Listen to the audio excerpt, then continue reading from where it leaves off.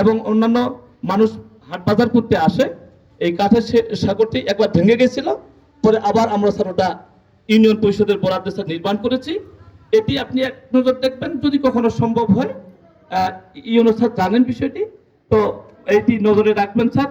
আর আমাদের, আপনারা হয়তো সেই কথাটাই বলবেন নাকি, যে আমাদের কুরুম নদীর উপরে ওই সাগরটি যদি বা কোনো সময় একটি বরাদ্দ ধরা যায়, তাহলে আমাদের মোটামুটি আমরা সবাই, আর অন্যান্যগুলো তো হয়ে গেছে, এইটি যদি হয় তাহলে আমরা সবাই বাজারঘাট, স্কুল, কলেজ বাচ্চারা সহজে আসা যাওয়া করতে পারবে নাকি, বলেন আপনারা?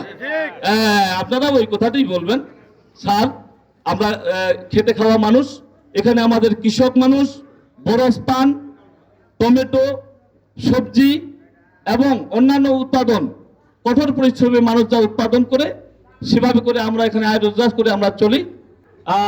আমাদের এলাকার সকল স্তরের মানুষ, আমি কল্পনা করি নাই যে আসলে মানুষের এরকম ওই পাশে ঢল নেমে যাবে। সজীব ভাই, আপনি